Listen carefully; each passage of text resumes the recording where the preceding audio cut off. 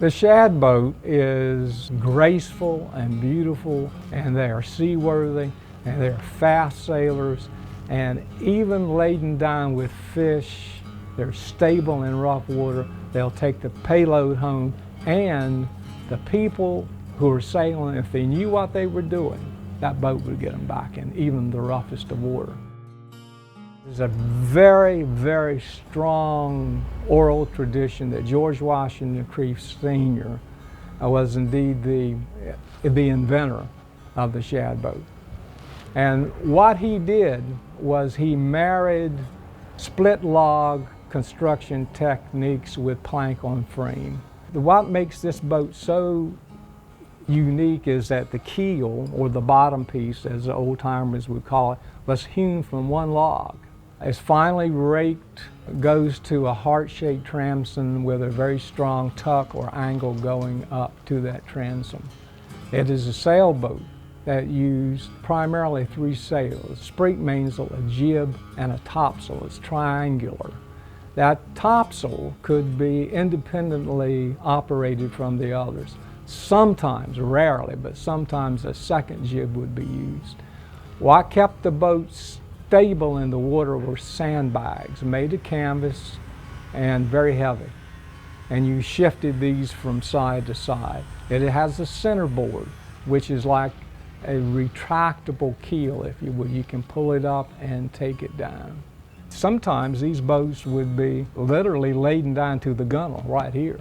It would carry a payload well. It is a boat that usually has stripes painted different colors on the shear line. That highlights the strong, delightful shear, and it was varied from individual to individual. The color of the hull was generally white or gray, and they were just magnificent.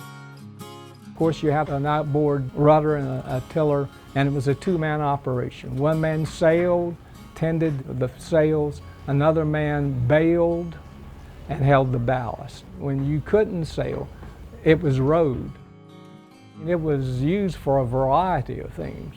Fishing, of course, courting, travel. If they went to Elizabeth City, they went in one of these. It was a multi-purpose boat, but primarily it was shad fishing. It was a very effective and efficient boat, so other people started building. And they varied. I mean, as time went on, from the late 19th to the early 20th century, when you have the introduction of the gasoline engine into them, and sails no longer are required, the boat had to be modified. This tuck, you can almost see by looking at one which one was a sailboat and which was always a power boat because of this tuck, this angle coming from here on up.